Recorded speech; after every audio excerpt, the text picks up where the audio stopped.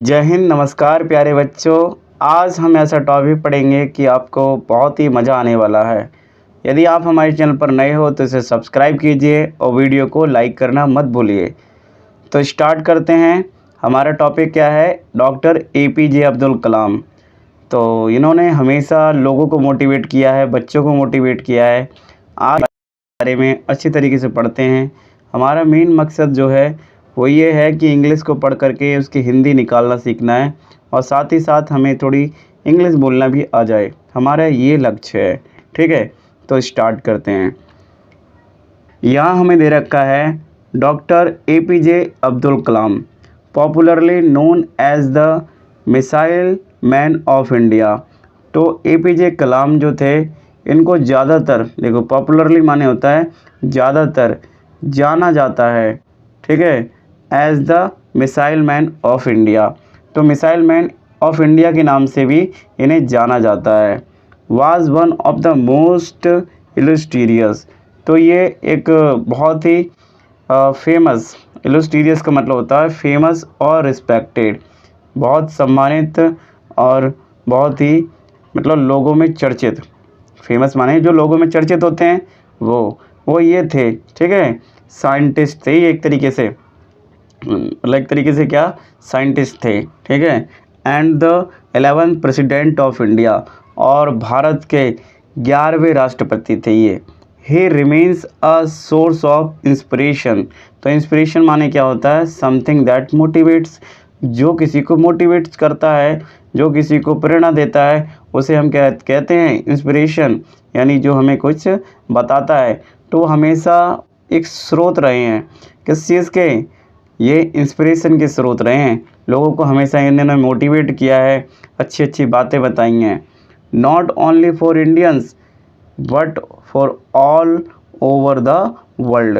ये ना ही इंडियंस के लिए नहीं, बल्कि पूरे देश विदेश यानी पूरे संसार के लिए भी ये मोटिवेशनल के पात्र रहे हैं। His life is a testimony to the power of perseverance. तो इनकी जो लाइफ है वो टेस्टिमनी माने साथियों होता है कि गवाही देती है। इनकी जो लाइफ है ना वो गवाही देती है। इनकी जो पावर है परजर्वेरेंस, यानी कि कंटिन्यूस एफर्ट लगाने की, यानी दृढ़ संकल्प वाली, तो वो इस चीज़ की गवाही देती है इनकी लाइफ। और इनकी लाइफ बताती है कि किस तरीके से सिंप्लिसिटी थी अंदर, साधारण व्यक्ति थे ये, एंड डेडिकेशन, और किस तरीके से इनके अंदर समर्पण था, ठीक है। आई होप आपको ये जो पेज मैंने बताया है वो बहुत अच्छी तरीके से समझ में आया होगा। चलते हैं अगले पेज की तरफ। यहाँ साथियों हमें दे रखा है Abdul Kalam was born on 15 अक्टूबर 1931 इन रामेश्वरम। तो जो अब्दुल कलाम हैं इनका जन्म हुआ था 15 अक्टूबर को। देखो जब भी कोई सन आती है ना तो इसके साथ में प्रेपोजिशन ऑन का यूज़ किया जाता है, ये भी याद रखना हो। जब भी कोई जगह का नाम आता है तो इनका यूज़ किया जाता है। तो इनका जन्म कब हुआ था? 15 अक्टूबर 1931 में। आ स्मॉल टाउन इन तमिलनाडु में, एक छोटा सा गांव था, कस्बा था। स्मॉल टाउन, टाउन माने होता कस्बा, कहाँ पर? तमिलनाडु में। He belong to a modest family. तो ये संबंधित थे, यानी ये संबंध रखते थे एक मोडेस्ट माने होता है विनम्र, जो फैमिली थी ना उससे। And faced many financial hardships during his childhood. और उन्होंने बहुत फेस्ड की, बहुत मुसीबतें, फाइनेंशियल इश्यू जो थे इनके घर में, पैसे की तंगी को लेकर के, वो सारी जो कठिनाइयाँ थी इन्होंने झेली अपने बचपन के दौरान। देखो चाइल्डहुड, हाउ एवर माने होता है हालांकि, क्या होता है? हालांकि। ही वॉज एक्सट्रीमली डिलीजेंट, हालांकि वह बहुत ज़्यादा मेहनती थे, हार्ड वर्किंग थे, एंड क्यूरियस, और जिज्ञासु थे। जिज्ञासु, क्यूरियस माने एगर, जो हमेशा उत्सुक रहते हैं लर्न, यानी चीज़ों को सीखने में। Which helped him continue his education despite difficulties. तो जिसने हमेशा उनकी मदद करी कंटिन्यू जारी रखने में, जो एजुकेशन थी, उनकी शिक्षा थी, उनको बजाय उनकी डिफ़िकल्टी, इतनी डिफ़िकल्टी होने के बावजूद भी उसने जो उनकी जो डिलीजेंट मेहनत थी और क्यूरियस थी, उनके अंदर जिज्ञासा थी, उसने उनको क्या किया? और मेहनत करने के लिए जागरूक रखा, कंटिन्यू रखा, बजाय उनकी जो डिफ़िकल्टी थी उनकी बजाय। He sold newspapers as a boy, वो बेचते थे न्यूज़पेपर्स एज अ बॉय जब वो बच्चे थे, टू सपोर्ट हिज स्टडी, अपनी स्टडी को सपोर्ट करने के लिए, अपनी स्टडी करने के लिए वो क्या करते थे, न्यूज़पेपर भी बेचते थे। बट लेकिन हिज डिटर्मिनेशन नेवर वेवर्ड, पर उनके जो डिटर्मिनेशन थे, उनके जो निर्धारण उनने जो सोच रखा था वो कभी भी नहीं डगमगाई।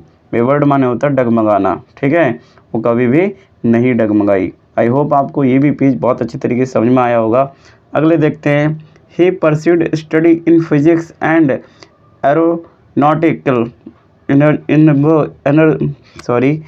इंजीनियर, तो उन्होंने अपनी स्टडी फिजिक्स में और एरोनॉटिकल इंजीनियरिंग में की थी। आफ्टर विच, जिसके बाद, आफ्टर विच का मतलब होता है जिसके बाद, he joined the defence research and development organisation, तो ये फुल फॉर्म है DRDO की। ज़्यादातर लोग इसको DRDO के नाम से जानते हैं, बट इसकी फुल फॉर्म क्या है, defence research and development organisation and the Indian space research organisation, जिसका मतलब इसरो यानी ISRO। तो इन्होंने क्या किया, इनमें ज्वाइन किया। His remarkable contribution came with the successful launch of India's first satellite launch vehicle, तो इनकी इस तरीके से लगन और मेहनत की वजह से सफल हो पाया कि लॉन्च किया इंडिया ने पहली बार एक सैटेलाइट, जिसका जो व्हीकल था SLV third, which deployed the Rohini satellite, जिन्होंने डिप्लॉयड किया, विच जो मतलब डिप्लॉयड हुआ, ठीक है, रोहिणी सैटेलाइट इन 1980, लेटर माने होता बाद में। He played a pivot role in the development of ballistic missile like Agni and Prithvi, तो पाइवोट माने साथियों होता है केंद्रीय, तो वह हमेशा केंद्रीय रोल रहे डेवलपमेंट के, जो बैलिस्टिक मिसाइल्स थी उनकी, जैसे कि अग्नि हो गया और पृथ्वी, लाइक माने जैसे कि। Earning him the title of missile man, तो यहाँ से इन्होंने क्या प्राप्त किया, एक टाइटल प्राप्त किया जिसे लोगों ने दिया मिसाइल्स मैन ऑफ इंडिया, यानी मिसाइल मैन ऑफ इंडिया के नाम से ये यहाँ से जाने लगे। Doctor Kalam's contribution was not limited to science and technology, doctor Kalam's का जो कंट्रीब्यूशन था ना, वो सिर्फ लिमिटेड नहीं था, सीमित नहीं था साइंस और टेक्नोलॉजी पे। He was a true visionary, वो बहुत ही सच्चे विजनरी थे। विजनरी का मतलब होता है someone with strong future goal, जिनके हमेशा से फ्यूचर के गोल रहते हैं, तो विजनरी जो भविष्य के बारे में सोचते हैं वो विजनरी कहलाते हैं। Who dreamed of developed India, जो हमेशा मतलब देखते थे, क्या देखते थे, सपने देखते थे डेवलप्ड इंडिया के विकसित होने के। ही बिलीव्ड, वे विश्वास करते थे, दैट माने कि the youth of India held the key to the nation's progress, वो मानते थे, वो विश्वास करते कि जो यूथ है ना, वो इंडिया की चाबी है, प्रोग्रेस की चाबी है इंडिया की। हिज फेमस क्वेट, उनका एक बहुत अच्छा सा फेमस सा यानी प्रसिद्ध क्वेट था एक, dream is not that which you see while sleeping, सपना वो नहीं है जो तुम सोते हुए देखो, it is something that does not let you sleep, सपना वो चीज़ होती है जो तुम्हें सोने नहीं देती है। Continues to motivate millions of young minds, तो इन्होंने क्या किया कि इस तरीके से इन्होंने मिलियंस ऑफ यंग माइंड्स को, यानी जो यंग पीपल हैं, इनको हमेशा इन्होंने मोटिवेट किया, ठीक है।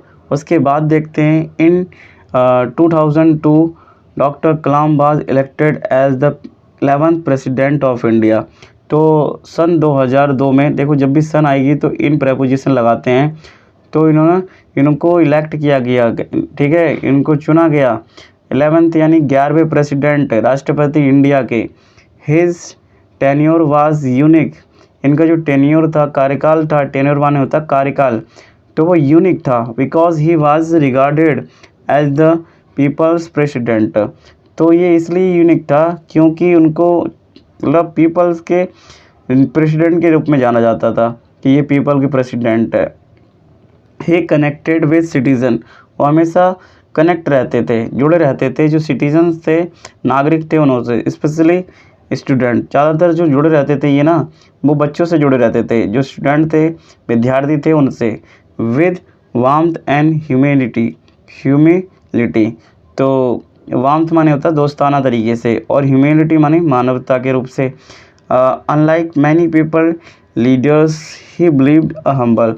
तो जो ज़्यादातर पॉलिटिकल लीडर्स थे ना, ही बिलीव्ड अ हम्बल, तो वह बिलीव करते थे कि ये हम्बल है, मतलब सिंपल विदाउट प्राइड, बिना गर्व के, जिनके अंदर गर्व नहीं होता है, अहंकार वाली भावना नहीं होती है ऐसे। Life and encourage people to lead with honesty. तो इनकी जो लाइफ है वो हमेशा इनकरेज की है इन्होंने लोगों को, लीड विद ऑनेस्टी, यानी लीड किया है बहुत ऑनेस्टी से। डिसिप्लिन रखा है एंड नॉलेज, और नॉलेज यानी ज्ञान की। अब देखो, इवन आफ्टर हिज प्रेसिडेंसी, मतलब प्रेसिडेंसी के बाद में भी, यानी राष्ट्रीयता के बाद भी, ही devoted his time to teaching. तो वो अपना ज़्यादातर जो समय थे ना, कुछ समय को डेवोट करते थे, देते थे टीचिंग में और राइटिंग में। एंड इंस्पायरिंग स्टूडेंट, और हमेशा जो स्टूडेंट होते थे उनको जागरूक करते थे, ठीक है। ही ऑथर्ड सेवरल बुक्स, वह कई बुकों के ऑथर थे, लेखक थे। अमंग विच, जिनमें से एक है विंग्स ऑफ फायर, यानी विंग्स ऑफ फायर बहुत अच्छी बुक है, मैंने तो पढ़ी नहीं है बट लोग बहुत अच्छा बताते हैं इसको। इज़ एन ऑटोग्राफी, ये एक ऑटोग्राफी है इनकी, बायोग्राफी है ये, ठीक है। ऑटोबायोग्राफी मतलब होता आत्मकथा। A life story written by oneself, तो इन्होंने अपनी लाइफ के ऊपर खुद ही एक कहानी लिखी है। That continues to inspire young leaders, तो जिसने क्या किया है, जो यंग लीडर्स हैं, ठीक है, उसको इंस्पायर किया है, यानी कि प्रेरित किया है। डॉक्टर कलाम पास्ड अवे, तो डॉक्टर कलाम जो थे वो गुजर गए ऑन 27 जुलाई 2015। तो इतनी मतलब 27 जुलाई 2015 में ये गुजर गए। While delivering a lecture at the Indian institute of management, तो वो जब ये मतलब लेक्चर दे रहे थे तभी की बात है। तो वहाँ बताया जा रहा है कि ये IIM में शिलोंग पड़ता है मेघालय की तरफ, वहाँ पे। तो फिटिंगली माने होता है साथियों संयोग से। ही लेफ्ट द वर्ल्ड, वो मतलब संसार को छोड़ गए। वाइल, जब doing what he loved most, teaching, जब वो बहुत मतलब टीचिंग मतलब पढ़ाने से प्यार करते थे। एंड इंस्पायरिंग यूथ, और जो यूथ था उसको हमेशा प्रेरित करते थे। His death was a great loss, तो उनकी जो डेथ थी वो एक बहुत बड़ी लॉस था, बहुत बड़ी कमी थी। बट हिज लेगेसी, पर उनकी जो लेगेसी है यानी परंपरा है, lives on through his word, तो उनकी जो परंपरा है, उनकी जो बातें हैं, वो उनके वर्ड्स से और उनके काम से और उनके विज़न से वो इंडिया में अभी भी रहेगी, ठीक है। कहने का मतलब ये है। इन कंक्लूज़न, यानी कंक्लूज़न देखा जाए, सारांश देखा जाए, doctor APJ Abdul Kalam was not just a scientist और प्रेसिडेंट। तो डॉक्टर अब्दुल कलाम एक साइंटिस्ट और प्रेसिडेंट ही नहीं थे, बट लेकिन अ ट्रू पैट्रियोट माने होता है देशभक्त थे, टीचर थे, एंड रोल मॉडल थे, और मॉडल थे लोगों के।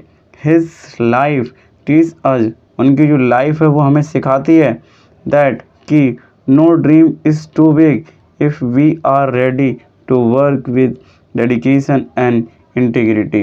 कोई भी सपना बड़ा नहीं है अगर हम उसको ईमानदारी मैंने जोड़ा है कि मैं बता रहा हूँ कि अगर मेहनत से उसको करा जाए और इंटीग्रिटी से किया जाए, ईमानदारी से किया जाए, डेडिकेशन से किया जाए, तो कोई भी सपना बड़ा नहीं है। He will always be remembered, उन्हें हमेशा याद किया जाएगा as a guiding light of India's youth.